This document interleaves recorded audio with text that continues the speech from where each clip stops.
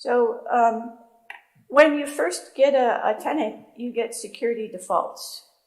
And security defaults, again, it's Microsoft's effort to be secure by default, consists of, used to be 4, now it's 5 policies. And those policies, you have to turn them off. You have to turn off security defaults in order to start using conditional access. You get one or the other. So when you turn off security defaults, you need to start configuring conditional access right now. And the security defaults, they're in the, I'm not going to show you it, but they're in the properties for your tenant here in Entra ID. So you just flip it to off.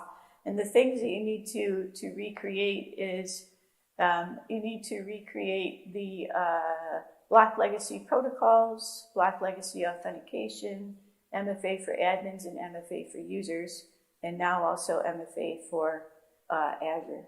So those 5 policies you have to create right from the get-go in order to get back to where you were when you had security defaults enabled.